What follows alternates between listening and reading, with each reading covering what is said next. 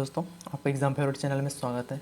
और मैं आज आपके लिए लेकर आया हूँ जो जेल प्रेरी की जो हमारी अभी एमपी गवर्नमेंट ने जो वैकेंसी निकाली है ना, उसके लिए मैंने पुराने यानी ओल्ड ईयर के जो मैंने क्वेश्चन पेपर है मैं उनका सेट लाया हूँ, जिसमें 100 क्वेश्चन होते हैं, जिसमें से मैं आपको जो पुराने ईयर के जो क्वेश्चन है उनमें से आपको 80 क्वेश्चन कराऊंगा। और जो मैथ्स होती है वो सॉल्व कराने के लिए होती है, मतलब उसको सॉल्व करना पड़ता है। और यहाँ पे क्या बोर्ड उतना क्लियरिटी के साथ में हो नहीं पाता, तो हमारे जो एग्जाम फेवरेट चैनल में जो चित्रंजन सर जो मैथ्स पढ़ाते हैं वो आपको पूरे वो वीडियोस जो मतलब जो 20 क्वेश्चन जो मैथ्स के होंगे वो आपको पढ़ा देंगे, ठीक है।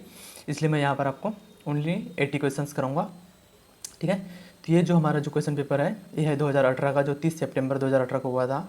इसकी जो शिफ्ट टाइम थी वो थी कितने बजे की, 9 बजे की। ये पेपर कितने बजे हुआ था हमारा, 9 बजे, ठीक है दोस्तों। तो हम चलते हैं सीधा जनरल नॉलेज के क्वेश्चन के ऊपर। इसमें दोस्तों जनरल नॉलेज के कितने क्वेश्चन है, 20 क्वेश्चन है, ठीक है। हम चलेंगे अब सीधा क्वेश्चन नंबर फर्स्ट के ऊपर में। तो इसका जो क्वेश्चन नंबर जो फर्स्ट है वो है, एक मिनट,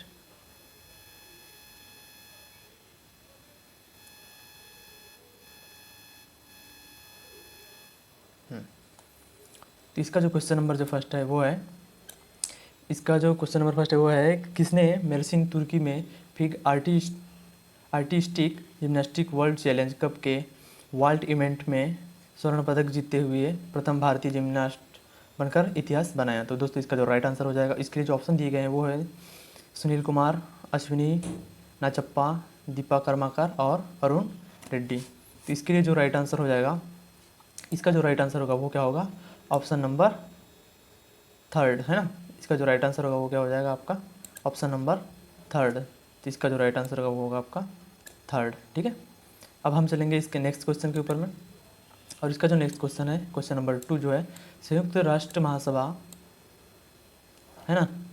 इसका जो क्वेश्चन नंबर जो सेकंड है, संयुक्त राष्ट्र महासभा ने 21 जून को निम्न के रूप में घोषित किया। तो इसके लिए ऑप्शन होंगे अंतर्राष्ट्रीय योग दिवस, अंतर्राष्ट्रीय चिकित्सक दिवस, विश्व पर्यावरण दिवस और अंतर्राष्ट्रीय स्वास्थ्य दिवस। तो दोस्तों इसके लिए जो राइट आंसर होगा वो होगा आपका अंतर्राष्ट्रीय योग दिवस। इसका राइट आंसर हो जाएगा आपका क्या, अंतर्राष्ट्रीय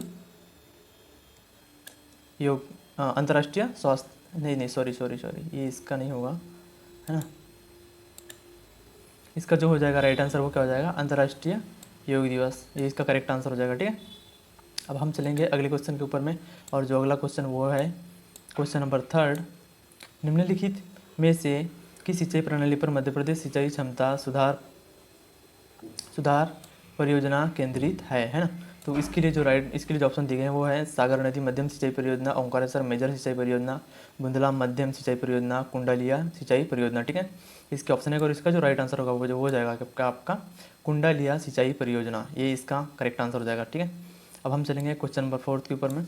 और जो हमारा क्वेश्चन नंबर जो चौथा है वो है, प्रतिष्ठित पर्यटक स्थल विकास परियोजना के तहत पर्यटन मंत्रालय द्वारा मध्य प्रदेश में विकास के लिए, है ना, विकास के लिए किसे चयनित किया गया है, ठीक है। इसके लिए जो ऑप्शन होंगे वो होंगे, ऑप्शन नंबर जो फर्स्ट है वो है ग्वालियर, भीमबेटका, सांची और खजुराहो। तो दोस्तों इसके लिए इस क्वेश्चन नंबर 4 के लिए जो राइट आंसर होगा वो क्या हो जाएगा आपका खजुराहो, ठीक है।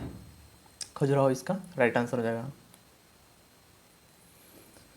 अब चलेंगे हम क्वेश्चन नंबर 5 के ऊपर में। तो जो 5वां क्वेश्चन है वो, निम्नलिखित में से किस योजना के तहत प्रति बूंद अधिक फसल अवधारणा आती है ना। तो इसके लिए जो ऑप्शन है वो दिए गए हैं, प्रधानमंत्री वय वंदना योजना, प्रधानमंत्री कृषि सिंचाई योजना, अंत्योदय योजना और त्वरित सिंचाई लाभ कार्यक्रम, ठीक है। तो इसका जो राइट आंसर हो जाएगा वो हो जाएगा आपका प्रधानमंत्री कृषि सिंचाई योजना, इसका राइट आंसर हो जाएगा, ठीक है।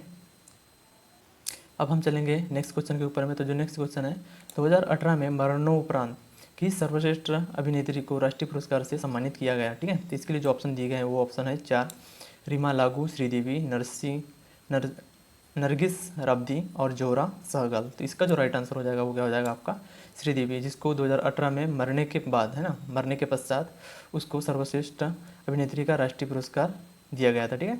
अब जो नेक्स्ट क्वेश्चन है वो देख लेते हैं हम।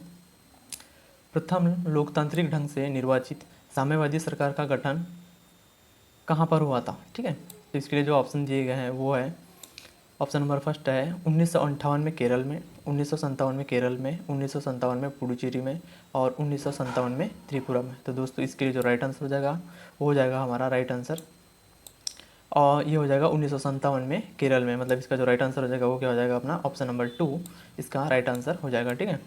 अब नेक्स्ट क्वेश्चन के चलेंगे हम। मध्य प्रदेश के किस जिले में भारतीय वन प्रबंधन संस्थान स्थित है? ठीक है, तो इसके लिए ऑप्शन दिए गए हैं इंदौर, उज्जैन, ग्वालियर और भोपाल। तो दोस्तों इसका जो राइट आंसर होगा वो होगा हमारा भोपाल। मध्य प्रदेश के किस जिले में भारतीय वन प्रबंधन संस्थान स्थित है? तो उसके लिए राइट आंसर हो जाएगा अपना ऑप्शन नंबर डी, मतलब 4 भोपाल। ठीक है, अब हम चलेंगे नेक्स्ट क्वेश्चन के ऊपर में। राष्ट्रीय योग दिवस 2018 का विषय क्या था, है ना, ये हमको मालूम होना चाहिए, इंपॉर्टेंट है। ठीक है, इनमें से क्या है, जो हमने जो प्रीवियस ईयर में जो हमने क्वेश्चन सॉल्व किए उनमें से भी क्या है, संभावना, काफ़ी संभावना बनती है कि इसमें से क्वेश्चन आ जाए। ठीक है, तो इसके लिए जो क्वेश्चन है, अंतर्राष्ट्रीय योग दिवस 2018 का जो विषय है वो क्या था? ठीक है, इसके लिए ऑप्शन दिए गए हैं शांति के लिए योग, शांतिपूर्ण मन के लिए योग, सभी के लिए योग और स्वास्थ्य के लिए योग।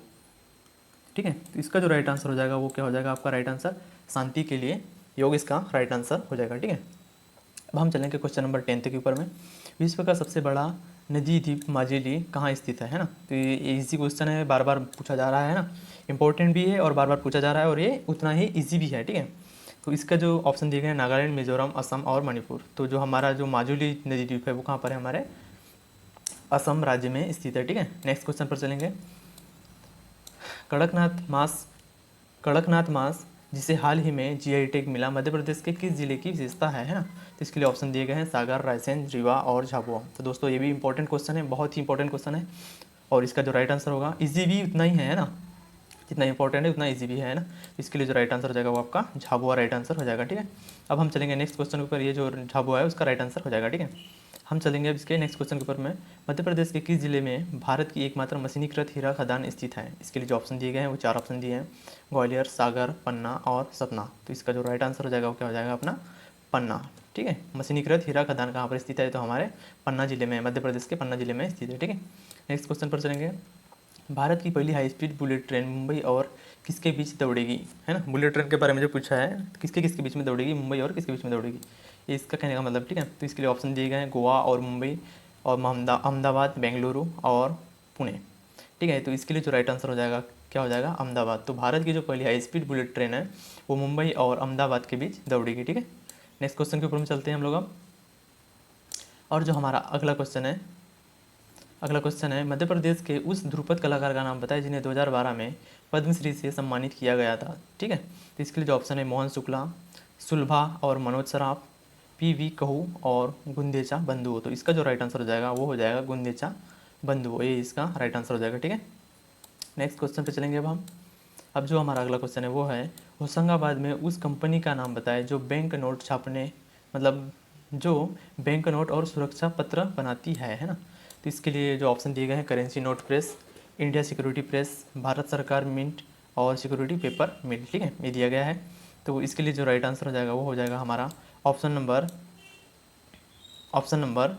4 सिक्योरिटी पेपर मिल। इसका क्या राइट आंसर हो जाएगा दोस्तों, इसका जो राइट आंसर हो जाएगा वो हो जाएगा सिक्योरिटी पेपर मिल। ठीक है, अब हम चलेंगे हमारे नेक्स्ट क्वेश्चन के ऊपर में और हमारा जो अगला क्वेश्चन है वो है अब हम चलेंगे नेक्स्ट क्वेश्चन के ऊपर में। ठीक है, नेक्स्ट क्वेश्चन देख लेते हैं हम।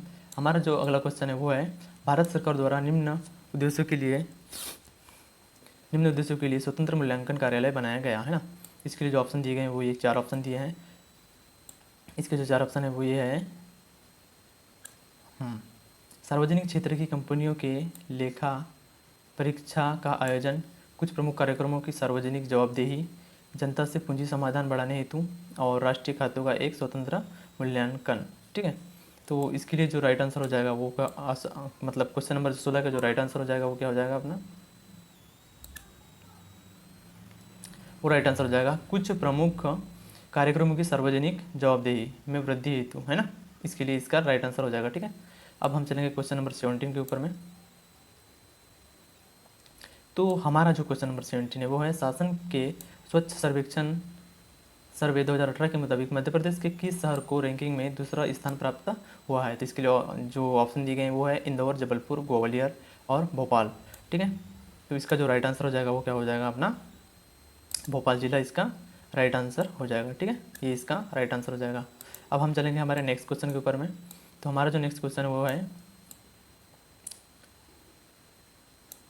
अंतर्राष्ट्रीय प्रकृति संरक्षण संघ के अनुसार निम्नलिखित में से कौन सी प्रजाति असंवेदनशील है ना, spot billed pelican, great Indian bustard और जंगली उल्लू या लेसर फ्लोरिकन। तो इसके लिए जो राइट आंसर हो जाएगा वो क्या हो जाएगा दोस्तों, उसका राइट आंसर, इसका जो राइट आंसर हो जाएगा वो हो जाएगा आपका स्पॉट बिल्ड पेलिकन। ठीक है, ये इसका जो ऑप्शन नंबर फर्स्ट है इसका करेक्ट आंसर हो जाएगा। ठीक है, स्पॉट बिल्ड पेलिकन। हम चलेंगे अब नेक्स्ट क्वेश्चन के ऊपर में। ये हमारे जनरल नॉलेज का सेकंड लास्ट क्वेश्चन है। मध्य प्रदेश में निम्नलिखित में से कौन सा खनिज मलाजखंड खदान से संबंधित है। ये इंपॉर्टेंट क्वेश्चन है और बहुत बार पूछ चुका है। ठीक है, इसको ध्यान रखिएगा, है ना। मध्य प्रदेश में निम्नलिखित में से कौन सा खनिज है जो मलाजखंड खदान से संबंधित है। तो इसके लिए जो ऑप्शन दिए गए हैं वो है तांबा, मैग्नीज, बॉक्साइट और चूना पत्थर। तो इसका जो करेक्ट आंसर हो जाएगा वो हो जाएगा अपना तांबा। ये सभी को मालूम होना चाहिए दोस्तों। इसका जो राइट आंसर हो जाएगा वो क्या हो जाएगा, तांबा इसका राइट आंसर हो जाएगा। ठीक है, अब हम चलेंगे हमारे लास्ट क्वेश्चन के ऊपर में। जनरल नॉलेज का लास्ट क्वेश्चन है। ठीक है, तो इसका जो लास्ट क्वेश्चन वो ये है, निम्नलिखित में से कौन सा राज्य भारत में यूके द्वारा DFID के केंद्रीय राज्यों की सूची में नहीं है बोला इसने, है ना। हम लोग क्या करते हैं, कभी कभी क्वेश्चन पढ़ते समय हम लोग ये जो नहीं जो दिया है ना, इसकी वजह से क्या है, हम लोग एक क्वेश्चन गलत करके आ जाते हैं। इसलिए क्वेश्चन को अच्छी तरह से आपको पढ़ना चाहिए। ठीक है, तो इसके लिए जो ऑप्शन दिए गए हैं उड़ीसा, मध्य प्रदेश, राजस्थान और बिहार दिए गए हैं। ठीक है, तो इसका जो राइट आंसर हो जाएगा वो क्या हो जाएगा हमारा राजस्थान, इसका राइट आंसर होगा। ठीक है, अब हम चलेंगे हमारे नेक्स्ट क्वेश्चन के ऊपर में। इसमें मतलब जो जनरल नॉलेज के जो 20 क्वेश्चन थे वो अब कंप्लीट हो चुके हैं। अब हम जो पढ़ने जा रहे हैं हिंदी के, जनरल हिंदी के 20 क्वेश्चन। ठीक है, अब हम देखेंगे जनरल हिंदी के 20 क्वेश्चन। तो जो हमारा क्वेश्चन नंबर जो फर्स्ट है वो क्या है, पहाड़ के लिए सही पर्यायवाची वाले शब्दों की पंक्ति को हमको चुनना है। तो यहाँ दिया है ऑप्शन नंबर 1, 2, 3 और 4, है ना। पर्वत किसके लिए बोला है, पहाड़ के लिए बोला है। तो जो हमारे पहाड़ के जो पर्यायवाची वर्ड है वो क्या क्या है वो हमको यहाँ से बताना है। ठीक है, पर्वत, अचल, गिरी, जहाँ पर्वत, अचल, गिरी, पर्वत, आचल, गिरी और पार्वती, अचल, गिरी। तो इसका जो राइट आंसर हो जाएगा वो क्या हो जाएगा हमारा पर्वत, अचल, गिरी। क्या हो जाएगा, पर्वत, अचल, गिरी। इसका क्या हो जाएगा, राइट आंसर हो जाएगा। ठीक है, ये इसका राइट आंसर हो गया। ठीक है, अब हम चलेंगे नेक्स्ट क्वेश्चन के ऊपर में।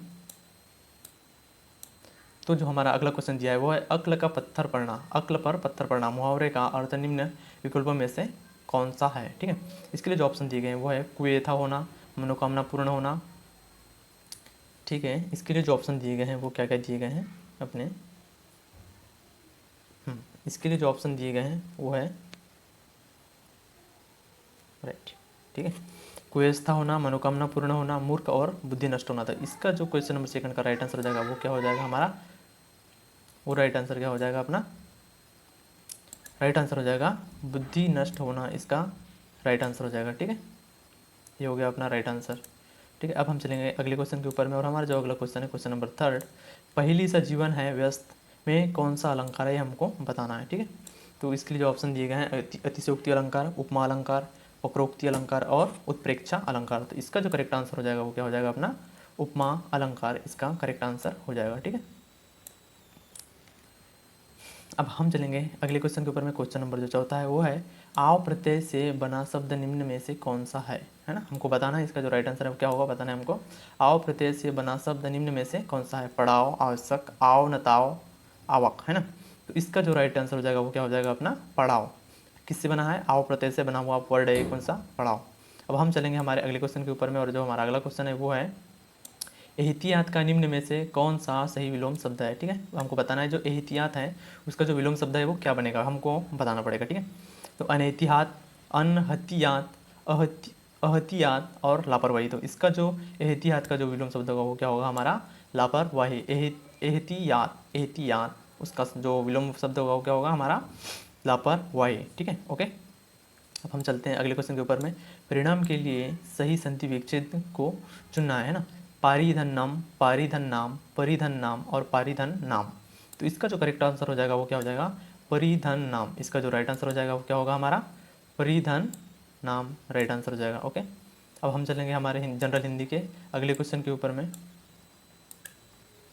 और जो हमारा अगला क्वेश्चन है स्रोत का शुद्ध रूप निम्न में से कौन सा होगा। जो स्रोत है, स्रोत को अगर से हम शुद्ध रूप में लिखने के लिए जाएंगे तो क्या होगा, option number first, second, third या फोर्थ। श्रुत, स्रोत, स्रोत और श्रित। तो इसका जो राइट आंसर हो जाएगा वो क्या हो जाएगा स्रोत। जो हम सभी को मालूम था, इसका ईजी है ना। इसका जो राइट आंसर होगा वो क्या होगा स्रोत। ठीक है, अब चलेंगे हम अगले क्वेश्चन के ऊपर में। शांत रस का स्थायी भाव क्या है ये हमको बताना है। शांत रस का स्थायी भाव क्या है? शांति, सन्नाटा, खामोशी और निर्वेद। इसके लिए ऑप्शन दिए गए हैं 4 ऑप्शन, इसमें से आपको करेक्ट आंसर चूज करना है। तो इसका जो राइट आंसर हो जाएगा दोस्तों वो क्या हो जाएगा अपना निर्वेद, इसका राइट आंसर हो जाएगा। ठीक है, क्या हो जाएगा इसका राइट आंसर? इसका जो राइट आंसर हो जाएगा वो हो जाएगा निर्वेद। अब हम चलेंगे 90 क्वेश्चन के ऊपर में, और उसका जो 90 इंपॉर्टेंट क्वेश्चन है, प्रमाण के लिए सही संधि विच्छेद को चुनिए, है ना। इससे रिलेटेड क्वेश्चन बनते ही है, हमको जनरल हिंदी बिल्कुल पढ़ना ही है ना, जेल प्रहरी के लिए इंपॉर्टेंट है। ऐसा नहीं कि ईजी करके बस छोड़ दे, ऐसे से होगा नहीं दोस्तों, है ना। प्रमाण के लिए सही संधि विच्छेद को चुनिए, इसके लिए ऑप्शन जो दिए गए हैं वो है प्रधनमान, परधनमान, प्राधनमान और परधनमान। तो इसका जो करेक्ट आंसर हो जाएगा वो क्या हो जाएगा? हमारा जो राइट आंसर हो जाएगा इसके लिए क्या होगा? प्रधनमान, इसका करेक्ट आंसर हो जाएगा। ठीक है, अब हम चलेंगे हमारे अगले क्वेश्चन के ऊपर में, जो क्वेश्चन नंबर 10 है वो क्या है? एक रूपता का निम्न में से कौन सा सही विलोम शब्द है, ये हमको आपको बताना है। अनेक रूप, अनेक रूप, अनेक रूप और अनेकारूप। तो इसके लिए जो राइट आंसर हो जाएगा वो क्या हो जाएगा हमारा? अनेक रूप। इसका इस क्वेश्चन का जो राइट आंसर हो जाएगा वो क्या हो जाएगा? अनेक रूप। ओके, ठीक है, हम चलते हैं नेक्स्ट क्वेश्चन के ऊपर में। जो पहले हो चुका हो उसके लिए एक शब्द में, मतलब एक शब्द निम्न में से कौन सा है, मतलब उसके लिए एक शब्द जो आएगा वो कौन सा है, किसके लिए? जो पहले हो चुका हो, जो पहले हो चुका हो, इसके लिए एक वर्ड बताइए बोल रहा है। तो इसके लिए जो ऑप्शन दिए हैं भूतपूर्व, वर्तमान, अभूतपूर्व और क्या दिया गया है? भविष्य। तो इसका जो क्वेश्चन नंबर 11 का जो करेक्ट आंसर हो जाएगा वो क्या हो जाएगा? अपना भूतपूर्व, इसका करेक्ट आंसर हो जाएगा। ठीक है, ये हो गया आपका भूतपूर्व, ये हो गया आपका भूतपूर्व करेक्ट आंसर। ठीक है, अब हम चलेंगे नेक्स्ट क्वेश्चन के ऊपर में, और जो हमारा अगला क्वेश्चन है वो है जो ईश्वर को ना मानता हो उसके लिए क्या वर्ड है? ये बहुत ईजी है, हम लोग बचपन से पढ़ते आ रहे हैं इस क्वेश्चन को। ठीक है, इसके लिए तो नास्तिक आता है। ठीक है ना, ये चलो छोड़ दो इसको, सभी को मालूम है इसका आंसर। यक्षिणी का शुद्ध रूप निम्न में से कौन सा है? ठीक है, यक्षिणी का शुद्ध रूप निम्न में से कौन सा है? ये जो मैंने बोला अभी है ना, ईश्वर को ना मानने वाला, उसके लिए जो राइट आंसर होता है वो नास्तिक होता है। ठीक है, इजी है ना। यक्षिणी का शुद्ध रूप निम्न में से कौन सा है? यिच्छिनी, याचिनी, याच्छन और यक्षिणी, है ना। तो इसका जो क्वेश्चन नंबर 13 का जो राइट आंसर होगा वो क्या हो जाएगा हमारा? और यक्षिणी इसका बिल्कुल ही राइट आंसर हो जाएगा। ठीक है, यक्षिणी इसका करेक्ट आंसर होगा। ठीक है, हम चलेंगे अगले क्वेश्चन के ऊपर में। प्रति उपसर्ग से, प्रति जो है उससे, प्रति उपसर्ग से बना हुआ जो शब्द है वो कौन सा है, हमको यहाँ पर बताना है। प्रतिवाद, प्रातिवाद, प्रीतिवाद, प्रतिवाद, बस इसमें मात्राओं का फर्क है। ठीक है, हमको ध्यान रखना है, इसमें केवल मात्राओं का फर्क है। ध्यान से इसका आंसर हमको सॉल्व करना है, कब? एग्जाम में। ठीक है, इसका जो राइट आंसर हो जाएगा वो हो जाएगा क्या? प्रतिवाद। क्या होगा? ऑप्शन नंबर 4 इसका राइट आंसर होगा, और राइट आंसर हो जाएगा वो क्या होगा अपना? प्रतिवाद। नेक्स्ट क्वेश्चन, प्रति उपसर्ग से बना शब्द निम्न में से कौन सा है? प्रतिघात, प्रातिघात, प्रीतिघात और प्रतिघात। तो इसके लिए जो क्वेश्चन नंबर 15 के लिए जो राइट आंसर होगा वो क्या होगा? प्रतिघात। इसका राइट आंसर क्या हो जाएगा? प्रतिघात, ये वाला। ठीक है, ऑप्शन नंबर 2 इसका करेक्ट आंसर होगा। और जो नेक्स्ट क्वेश्चन है वो है पंचतत्व में कौन सा समास है, हमको बताना है ना। पंचतत्व में कौन सा समास है? कर्मधारय, द्वंद्व, बहुब्रीहि और द्विगु। इसका जो करेक्ट आंसर होगा वो हो जाएगा द्विगु समास, है ना। पंचतत्व में कौन सा समास है? पंचतत्व में द्विगु समास है, क्योंकि हमको मालूम है यहाँ पे ये संख्या को व्यक्त कर रहा है। ठीक है, इसका जो करेक्ट आंसर हो जाएगा वो क्या हो जाएगा? द्विगु समास। ओके, नेक्स्ट क्वेश्चन, हरफन मौला का सामासिक विग्रह अगर से हम करने जाते हैं तो क्या होगा? तो इसके लिए जो ऑप्शन दिए गए हैं 4 ऑप्शन है। हर फन में मौला, हर फन में मिला, हर फैन में मौला, हर फैन में माला, है ना। ये इसके लिए ऑप्शन दिए गए हैं, तो इसका जो करेक्ट आंसर हो जाएगा वो क्या हो जाएगा? हर फन में मौला, इसका करेक्ट आंसर हो जाएगा। ठीक है, ओके। नेक्स्ट 18, निम्न के लिए सही पर्यायवाची वाले शब्दों की पंक्ति को हमको चुनना है ना। नदी, नदी के लिए, नदी का जो पर्यायवाची शब्द है वो क्या क्या है? यहाँ पर एक एक ऑप्शन में, मतलब एक ऑप्शन में 3 ऑप्शन दिए गए हैं, हमको चूज़ करना है कि जो तीनों करेक्ट हो, है ना। किसके लिए? नदी के पर्यायवाची शब्द के लिए। ओके, तो इसके लिए जो सरित, तरंगिनी, तटिनी, सेकंड नंबर में दिया है सरिता, तरंगिनी और तटिनी, और थर्ड नंबर में दिया है सरिता, तरंगिनी और तटिनी, फोर्थ में दिया है सरिता, तरंगिनी और तटिनी। तो इसका जो करेक्ट आंसर हो जाएगा वो क्या हो जाएगा अपना? सरिता, तरंगिनी और तटिनी, इसका क्या हो जाएगा? करेक्ट आंसर हो जाएगा कौन सा वाला? ये। ठीक है, ओके, इसका राइट आंसर हो जाएगा ऑप्शन नंबर जो 4 है, इसका करेक्ट आंसर होगा किसका? तो जो हमारा बच गया था कौन सा? क्वेश्चन नंबर जो 19 है ना, हम क्वेश्चन नंबर 19 को देख रहे थे। तो इसमें जो क्वेश्चन नंबर जो 19 में दिया गया है वो दिया गया है, को तुम है घनश्याम हम तो बरसों कित जाए, नहीं मनमोहन है प्रिय, दीर्घ क्यों बरकत पाए, इसमें कौन सा अलंकार है वो हमको इसको आपको बताना है। ठीक है, इसके लिए जो ऑप्शन दिए गए हैं फर्स्ट सेकंड थर्ड फोर्थ में, रूपक, अतिशयोक्ति, वक्रोक्ति और उत्प्रेक्षा अलंकार, इनमें अलंकारों में से कौन सा अलंकार इसका जो होगा राइट आंसर होगा वो आपको बताना है। तो इसका जो राइट आंसर होगा वो क्या होगा, वक्रोक्ति अलंकार इसका करेक्ट आंसर हो जाएगा। ठीक है, अब हम चलेंगे हमारे नेक्स्ट क्वेश्चन के ऊपर में। ठीक है, और हमारा जो अगला क्वेश्चन हो जाएगा वो क्या हो जाएगा,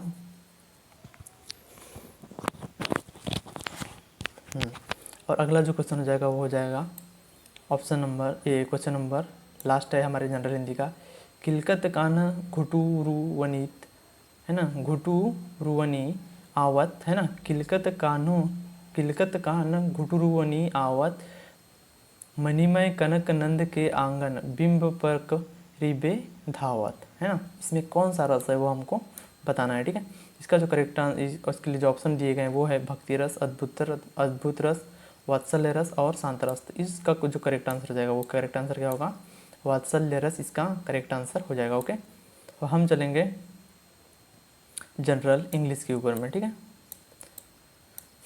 और जो जनरल इंग्लिश का जो फर्स्ट क्वेश्चन है वो है, यहाँ पर बोला गया है choose the correct from of this for the given sentence. Okay, तो इसके लिए जो क्वेश्चन है वो है डेमिनिंग ब्लैंक, है ना, demining the action of removing landmines, body trap and unexploded bomb from an area so that once they soldier can pass over the area safely. Okay, तो इसके लिए जो ऑप्शन दिए गए हैं वो दिए हैं वाज, हैड रिमूव्ड, फर्स्ट में आएगा वाज या हैड, सेकंड में आएगा हैड रिमूव्ड, फर्स्ट में आ जाएगा इज बीइंग और सेकंड में आ जाएगा आर बीइंग रिमूव्ड।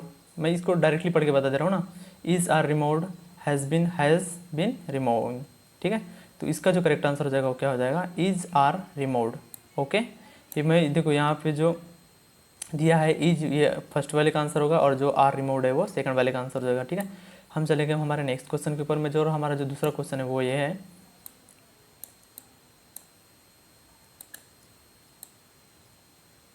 ना, इसका जो दूसरा क्वेश्चन है, the government do something for the farmers who are suffering due to insufficient rain. इसके लिए जो ऑप्शन दिया गया है वो है ऑट टू, नीड, ऑट और यूज टू। तो इसके लिए जो करेक्ट आंसर हो जाएगा वो क्या हो जाएगा, ऑट टू इसका करेक्ट आंसर हो जाएगा। ठीक है, क्वेश्चन नंबर 2 का। क्वेश्चन नंबर जो थर्ड है हमारा जनरल इंग्लिश का वो है there are types of cartoon that children love to watch all day. तो इसके लिए जो ऑप्शन दिए गए हैं लिटिल, फेवर, मच और सर्वल, है ना, तो इसके जो राइट आंसर हो जाएगा वो क्वेश्चन नंबर थर्ड का राइट आंसर क्या होगा, सर्वल इसका राइट आंसर हो जाएगा। और हमारा जो अगला क्वेश्चन है नेक्स्ट क्वेश्चन पे चलेंगे हम, और हमारा जो नेक्स्ट क्वेश्चन है वो क्या दिया है, यहाँ पे क्या बोल रहा है, choose the option that correctly sequence the following sentence. हम मतलब हमको इसको सीक्वेंस में जमाना है कि जो कौन सा क्वेश्चन है वो फर्स्ट में आएगा, फिर ये मतलब कौन सा ऑप्शन है फर्स्ट में आएगा, फिर सेकंड में कौन सा आएगा, थर्ड में कौन सा आएगा और फोर्थ में कौन सा आएगा, ये हमको सीक्वेंस जमा के इसका जो ऑप्शन दिए गए हैं ना हम इसको चूज़ कर लेंगे। ठीक है, फर्स्ट, सेकंड और थर्ड। फर्स्ट में क्या दिया है, similarly coffee start to lose its flavour if gets old, है ना। सेकंड ऑप्शन में दिया है it's like a banana kept in the fridge. Third में दिया है the taste of coffee depend on this freshness. और ऑप्शन नंबर जो फोर्थ दिया वो है it goes stale if kept for many days. तो इसके लिए जो ऑप्शन दिए गए हैं 1 2 3 4, सेकंड में दिया है 4 1 3 2 और थर्ड में दिया है 3 2 4 1 और जो फोर्थ है उसमें जो दिया गया ऑप्शन है 2 3 1 4। तो इसका जो करेक्ट आंसर हो जाएगा वो कौन सा हो जाएगा, 3 2 4 1। इसको ऐसे हमको शो करना है 3 2 4 1, है ना। तो इसका जो करेक्ट आंसर होगा वो कैसे होगा, 3 मतलब सबसे पहले में क्या आएगा, थर्ड वाला जो द टेस्ट वाला, इसके बाद में 2 दिया है मतलब ये वाला सेंटेंस आएगा 3 2 4 1, है ना, 3 2 4 1। ओके, तो जो 4 इसमें जो थर्ड नंबर पे आएगा वो ये फोर्थ वाला ऑप्शन आएगा और जो लास्ट नंबर पे आएगा वो फर्स्ट वाला आएगा। ठीक है, नेक्स्ट क्वेश्चन पर चलेंगे हम। हमारा जो क्वेश्चन नंबर 5 है वो है choose the option that best explain the highlighted expression a man of इथुलिज, है ना, इथुइज must take a short at something problematic. ठीक है। इसके लिए जो ऑप्शन दिए गए हैं वो है make a attempt, demand something, ask something और गिव समथिंग। तो इसके लिए जो करेक्ट आंसर हो जाएगा वो क्या हो जाएगा, मेक अ अटेम्प्ट, इसका करेक्ट आंसर हो जाएगा। Next question, choose the option that best transform the given sentence into one, है ना। हमको इसमें से बताना है इसका जो करेक्ट आंसर होगा वो क्या होगा। The speaker had just finished his speech, the people started shouting slogans. Okay, इसके लिए जो ऑप्शन दिए गए वो है hardly had the speaker finished his speech before the people started shouting slogans. Next जो ऑप्शन दिया गया वो है hardly had the speaker finished his speech then the people started shouting slogans. और जो हमारा ऑप्शन नंबर थर्ड है वो है hardly had the speaker finished his speech when the people started shouting slogans. और जो हमारा लास्ट ऑप्शन दिया गया है वो है hardly had the speaker finish his speech and the people started shouting slogans. तो इसका जो करेक्ट आंसर होगा वो क्या होगा हमारा, hardly had the speaker finished his speech when the people started shouting slogans. इसका करेक्ट आंसर हो जाएगा किसका, क्वेश्चन नंबर 6 का। अब जो हमारा क्वेश्चन नंबर जो 7 है वो है, क्वेश्चन नंबर 7 है वो है चूज द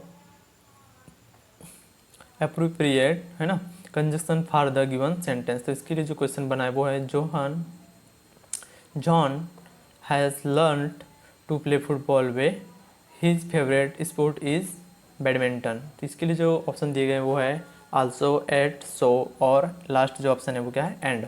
तो इस क्वेश्चन का जो करेक्ट आंसर हो जाएगा वो क्या हो जाएगा, एट, है ना। तो इसका जो हो जाएगा John has learn to play football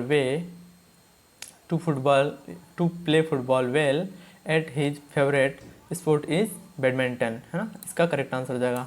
जो हमारा जो नेक्स्ट क्वेश्चन है वो है choose appropriate article for the given sentence. तो इसके लिए जो क्वेश्चन रेडी हुआ है वो है एडवर्टाइजिंग इज बोथ, है ना, ए फर्स्ट सेकंड थर्ड, है ना, मतलब ये समझ सकते हैं आप, है ना। एंड द ये जो 3 दिए गए हैं ये फर्स्ट में आ जाएगा। इसमें अगर इसका करेक्ट आंसर ए होता है तो इसमें एन, फिर इसमें द और इसमें फिर द, इसका राइट आंसर हो जाएगा। तो advertising is both art and science, some of advertisement are so artificially designed that they are the source of great aesthetic pleasures, है ना। इसके लिए जो ऑप्शन दिए गए हैं फर्स्ट सेकंड थर्ड, इसमें जो कौन सा आर्टिकल आएगा वो हमको बताना है। तो इसके लिए जो राइट आंसर हो जाएगा वो क्या हो जाएगा, मैं डायरेक्टली आंसर बता रहा हूँ आपको, एन, ए और द, है ना। तो इसमें एन, इसमें साइंस के आगे क्या हो जाएगा, अ, और लास्ट में जो एडवर्टाइजमेंट दिया है उसके सामने क्या हो जाएगा आपका, द। ठीक है, हम चलेंगे अब नेक्स्ट क्वेश्चन के ऊपर में। जो हमारा जो अगला क्वेश्चन है वो है choose the correct from the tense of the given sentence. तो इसके लिए जो क्वेश्चन बना है वो है the bank to write off a large amount of the farmers debts just before the financial year ended, है ना। इसके लिए जो ऑप्शन दिए गए हैं वाज फोर्सिंग, फोर्सेस और विल फोर्स। इसका जो करेक्ट आंसर होगा वो क्या हो जाएगा अपना, वाज फोर्स्ड, इसका करेक्ट आंसर हो जाएगा। हम चलते हैं नेक्स्ट क्वेश्चन के ऊपर में। Choose the word that is opposite meaning to the highlighted word given below. तो इसके लिए जो क्वेश्चन रेडी हुआ है वो है ये है he is an intense young man who take life very seriously. इसके लिए जो ऑप्शन दिए वो है मॉडरेट, इमोशनल, प्रोफंड और विवेक। तो इसका जो करेक्ट आंसर हो जाएगा वो क्या हो जाएगा, मॉडरेट, इसका राइट आंसर हो जाएगा। ठीक है, ये मॉडरेट इसका करेक्ट आंसर हो जाएगा। जो हमारा नेक्स्ट क्वेश्चन है वो इसमें हमको प्रीपोजिशन बताना है। ठीक है, sweet trickled the man's face when he noticed the bits standing him. तो इसके लिए जो ऑप्शन दिए, 4 ऑप्शन दिए गए हैं, down, behind, up, beside, through, over और ऑन, अगेंस्ट। इसके लिए जो ऑप्शन दिए वो ये, ठीक है। तो इसका जो करेक्ट आंसर हो जाएगा वो क्या हो जाएगा अपना, डाउन, बिहाइंड, इसका करेक्ट आंसर हो जाएगा। और जो हमारा क्वेश्चन नंबर जो 12 है वो है spot the error in the given sentence and choose the option that rectifies it। Okay, तो इसके लिए जो क्वेश्चन बनेगा वो है their river and that mountains make the weather what is. Okay, इसके लिए 4 ऑप्शन दिए गए हैं आपके पास में, this river and those mountain make the weather what they are. ठीक है, और जो सेकंड ऑप्शन है वो this river and those mountain make the weather what is okay. Option number third, this river and those mountain make the weather what it is. और जो last option दिया गया है वो ये है, this river and that mountain make the weather what they are. तो इसका जो करेक्ट आंसर होगा वो क्या होगा हमारा, this river and those mountain make the weather what it is okay. हम चलते हैं नेक्स्ट क्वेश्चन के ऊपर में, choose the appropriated option that rewrite the given sentence in the active voice. हमको जो एक्टिव वॉइस पैसिव वॉइस जो होता है हमको बताना है यहाँ पे कि इस सेंटेंस में एक्टिव वॉइस, इसके सेंटेंस का एक्टिव वॉइस जो है वो क्या बनेगा, I will be forced to go. इसका जो पैसिव एक्टिव वॉइस है वो क्या बनेगा, तो इसके लिए हमको इसमें से करेक्ट आंसर चूज करना है, I will go because of someone. Second में दिया है I will force some to go. Third में दिया है someone will go because I force them to. और जो लास्ट है वो है someone will force me to go okay. तो इसका जो क्वेश्चन नंबर 13 का जो करेक्ट आंसर होगा वो क्या होगा, someone will force me to go, इसका करेक्ट आंसर हो जाएगा ओके। हम चलेंगे क्वेश्चन नंबर 14 के ऊपर में। तो यहाँ पर क्या बोला है उसने, हाँ मतलब इस सेंटेंस को, इसमें से कौन सा ऑप्शन हम यूज़ करें तो ये सेंटेंस क्या है, कंप्लीट हो जाएगा। आई लुक फॉरवर्ड यू, है ना। यहाँ पर जो ब्लैंक दिया है, यहाँ पर है ना ब्लैंक, यहाँ पर क्या आंसर होगा, टू सी आएगा, टू बी सी या टू बी सीन या सीइंग। तो जो क्वेश्चन नंबर 14 के जो करेक्ट आंसर हो जाएगा तो ये क्या हो जाएगा अपना, I look forward to see you, ये इसका करेक्ट आंसर बनेगा, है ना। चलते हैं हम 15 के ऊपर में। और 15 में जो पूछा है वो क्या पूछा है, प्रीफिक्स पूछा है, ठीक है। इस सेंटेंस में जो प्रीफिक्स है वो कौन सा यूज होगा, we have learned about blank regular verb in our English class and found it very interesting. तो इसके लिए जो प्रीफिक्स है वो कौन सा यूज होगा, मिस, अन या आई आर या फिर माल। तो इसका जो 15 का आंसर हो जाएगा वो क्या होगा, आई आर, है ना ओके। फिर हम चलते हैं नेक्स्ट क्वेश्चन के ऊपर में। और नेक्स्ट क्वेश्चन में पूछा इसने क्या, that best transform the sentence into passive voice. मतलब इसका क्या बनेगा, पैसिव वॉइस इस सेंटेंस का क्या बनेगा, the chief guest cut the ribbon to inaugurate the new emporium, है ना, इम्पोरियम। तो इसके लिए जो ऑप्शन दिए गए हैं वो दिए हैं, the ribbon was cut by the chief guest to inaugurate the new emporium. जैसे सेकंड दिया है, the ribbon was being cut by the chief guest to inaugurate the new emporium, है ना। थर्ड में दिया है, the ribbon was cutting by the chief guest to inaugurate the new emporium. और जो लास्ट दिया है वो है, the ribbon had cut by the chief guest to inaugurate the new emporium. इसके लिए जो करेक्ट आंसर हो जाएगा ऑप्शन क्वेश्चन नंबर 16 के लिए, तो वो क्या हो जाएगा हमारा correct answer, the ribbon was cut by the chief guest to inaugurate the new emporium. अब हम चलते हैं नेक्स्ट क्वेश्चन के ऊपर में। तो जो नेक्स्ट क्वेश्चन वो ये है, इसमें हमको ये बताना है, क्या बताना है, choose the correct form of verb that is the agreement with the subject, ठीक है। तो इसके लिए जो सेंटेंस बना है वो है, when it blank public views can be twist and dangerous because most, एक मिनट, most of them blank proper wind screen wiping system. तो इसके लिए जो ऑप्शन दिए गए हैं, इज रनिंग, डजंट मतलब does not has, rains does not have, rain has not और रैनिंग्स इज़ नॉट हैविंग। तो इसका जो करेक्ट आंसर हो जाएगा वो क्या हो जाएगा, रैंस डज नॉट हैव।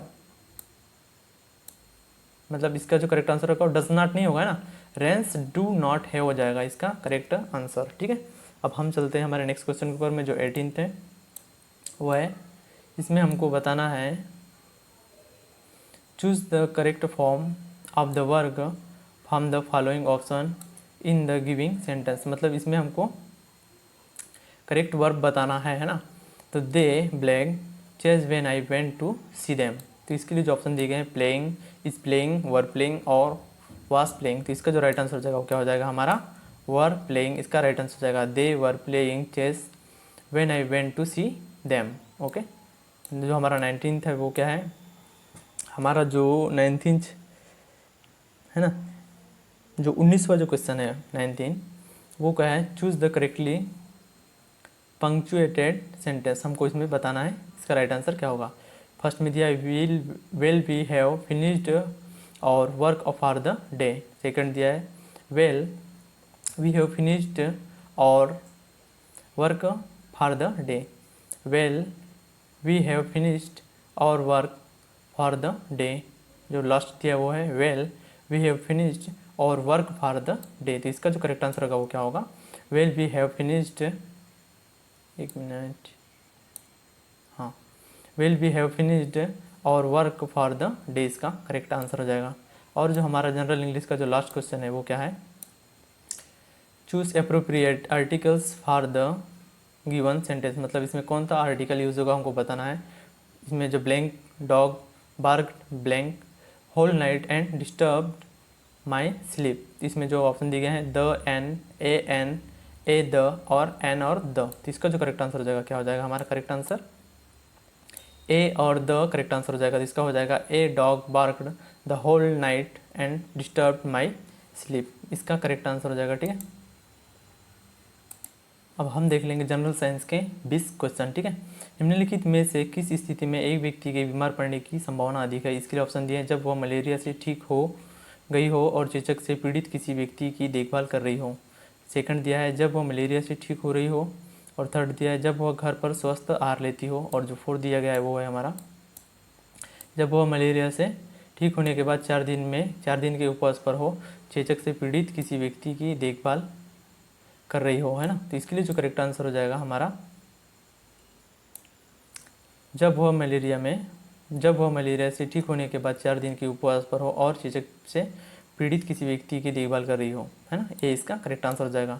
हमारा जो क्वेश्चन नंबर जो 2 है, निम्नलिखित विशेषताएं किस संघ पर लागू होती है, मतलब जो कौन सा फाइलम होता है, जो यानी किस फाइलम की ये विशेषताएं हमको बताना है ना। जीव का शरीर राष्ट्रीय रूप से चपटा होता है, जीव ट्राइप्लोब्लास्टिक और द्विपक्षीय रूप से सममित होता है, और उन्हें ज़्यादातर परजीवी होते हैं ना, उनमें से ज़्यादातर परजीवी होते हैं। इसके लिए जो ऑप्शन दिए गए हैं 4 दिए हैं, एनिलिडा, प्लेटीहेल्मिन्थेस, नेमाटोड और आर्थ्रोपोडा, है ना। इसका जो करेक्ट आंसर हो जाएगा क्या हो जाएगा, प्लेटीहेल्मिन्थेस।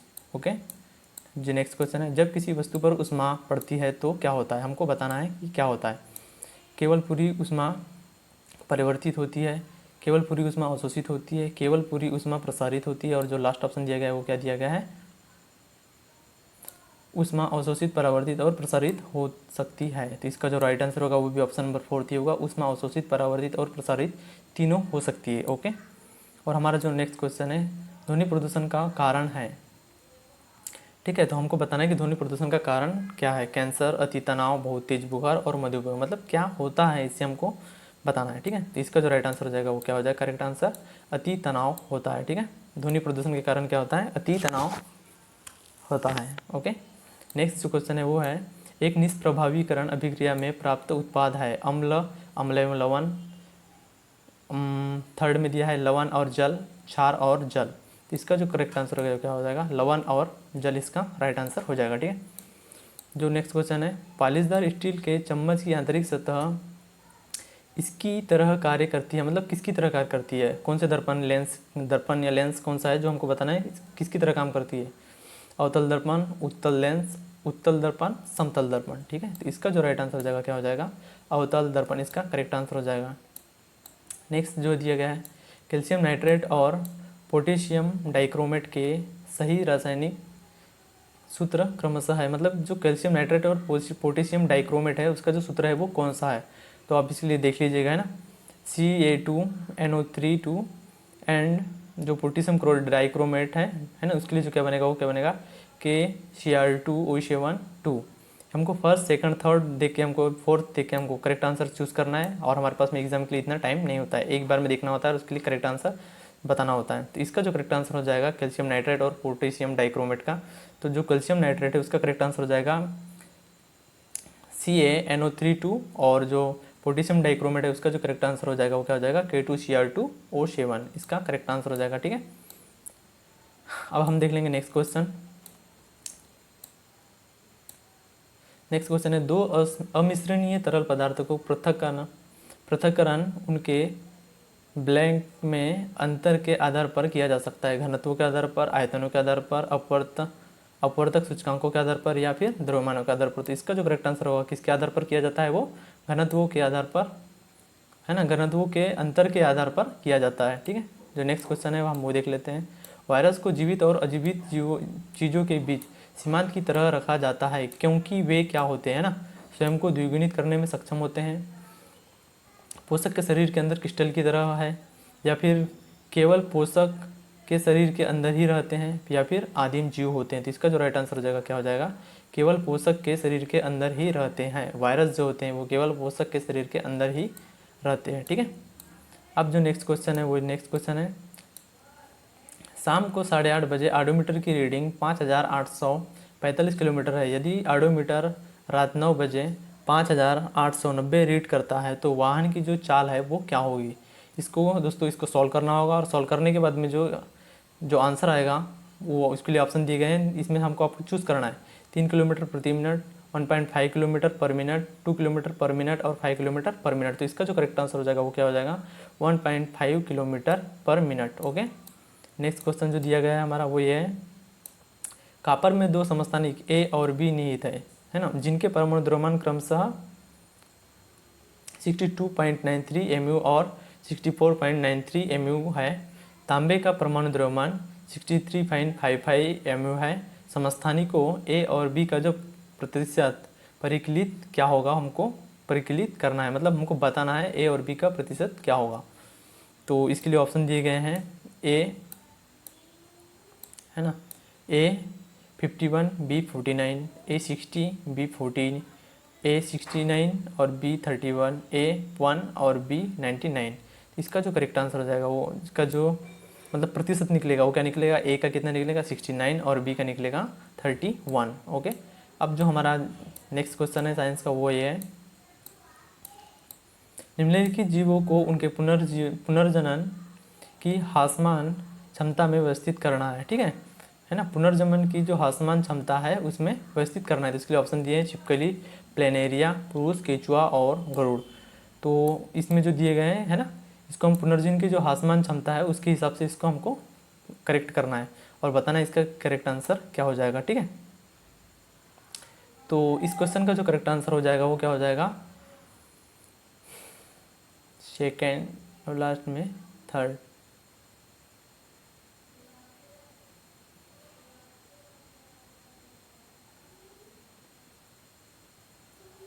इसका जो राइट आंसर हो जाएगा वो क्या हो जाएगा, ऑप्शन नंबर थर्ड इसका राइट आंसर हो जाएगा। तो फर्स्ट में क्या आ जाएगा प्लेनेरिया, सेकंड में आ जाएगा आपका केचुआ, और थर्ड में आ जाएगा आपका छिपकली, और फोर्थ में आ जाएगा क्या आपका गरुड़, और फिफ्थ में क्या आ जाएगा आपका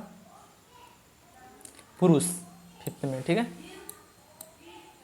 अब जो हमारा क्वेश्चन नंबर 13 है, जब कॉपर सल्फेट के विलयन में लोहे की एक कील को 1 घंटे के लिए डुबाया जाता है और इस प्रयोग के संदर्भ में सही कथन कौन सा है हमको बताना है। उपरोक्त सभी है, सबसे पहले क्या बोल दिया उसने, उपरोक्त सभी है, केवल विलयन का रंग नीले से हरे रंग में परिवर्तित हो जाएगा, या फिर केवल फेरस सल्फेट के निर्माण के कारण हरे रंग का हो जाएगा, या फिर केवल कील में तांबे की एक लाल भूरे रंग की परत निक्षेपित हो जाती है। हमको बताना है इसका जो करेक्ट आंसर क्या हो जाएगा, उपरोक्त सभी, जो ऑप्शन नंबर फर्स्ट में दिया गया था। ठीक है, अब जो हमारा जो 14वें नंबर का जो 14th क्वेश्चन है, जब एक विमान तेज़ी से आगे बढ़ता है तो दाब के साथ क्या होता है, मतलब क्या चेंजेस होता है वो हमको बताना है। पंखों के नीचे और ऊपर का दाब समान रहता है, पंख के ऊपर का दाब पंख के नीचे का दाब से अधिक होता है, पंख के नीचे का दाब पंखे के ऊपर के दाब से अधिक होता है। ठीक है, और जो लास्ट ऑप्शन दिया है, पंखों के ऊपर और नीचे का दाब बढ़ जाता है। तो इसके लिए जो करेक्ट आंसर हो जाएगा वो क्या हो जाएगा, हमारा करेक्ट आंसर पंखे के नीचे का दाब पंखे के ऊपर के दाब से अधिक होता है। ध्यान रखिएगा दोस्तों, है ना, पंखे के नीचे का दाब पंखे के ऊपर के दाब से अधिक होता है। ठीक है, अब चलेंगे हम 15th क्वेश्चन के ऊपर में, और जो हमारा 15th है वो है, क्या होता है जब एक इलेक्ट्रॉनिक कूलर चालू किया जाता है ना, जब एक इलेक्ट्रॉनिक कूलर जब चालू किया जाता है तो क्या होता है, संयोजित तार एक दूसरे की ओर आकर्षित होते हैं, संयोजित तार ठंडे हो जाते हैं, संयोजित तार के साथ ऊष्मा उत्पादित होती है, और धारावहन तारों के आसपास एक चुंबकीय क्षेत्र उत्पन्न हो जाता है। दोस्तों ये इजी है ना, इसको हमको याद रखना है, इजी के साथ में इंपॉर्टेंट भी है ये क्वेश्चन। ठीक है, तो इसका जो राइट आंसर हो जाएगा क्या हो जाएगा, धारावान तारों के आसपास एक चुंबकीय क्षेत्र उत्पन्न होता है, जो सभी को मालूम होगा आप लोगों को, ठीक है। इसका जो राइट आंसर है वो क्या होगा, एक चुंबकीय क्षेत्र उत्पन्न हो जाता है, ठीक है। 16 पे चलेंगे। निम्नलिखित में से कौन सी 2 मवेशी नस्ल है जो भारतीय मूल की है, जर्सी ब्राउन स्विस, बास इंडिकस और रेड सिंधी। तो दोस्तों जो ये गाय का जो साइंटिफिक नेम है वो है बॉस इंडिकस, गाय का साइंटिफिक नेम है, ठीक है। तो इसके लिए जो ऑप्शन दिए गए हैं वो 4 ऑप्शन दिए गए हैं, और जो 4 ऑप्शन है वो केवल first and second, third and fourth और सेकंड और थर्ड। तो इसका जो राइट आंसर हो जाएगा वो क्या हो जाएगा, आपका right answer third and fourth इसका करेक्ट आंसर हो जाएगा, ठीक है दोस्तों। तो आज के लिए बस इतने ही क्वेश्चन, ठीक है। अगर से आपको मेरा channel, YouTube channel exam favourite, अगर से मेरे द्वारा पढ़ाया गया ये वीडियो आपको पसंद आता है तो लाइक कीजिएगा, शेयर कीजिएगा और सब्सक्राइब जरूर कीजिएगा, ठीक है दोस्तों। मैं ऐसे ही रेगुलर आपके लिए क्लासेस लाता रहूँगा, ठीक है। धन्यवाद।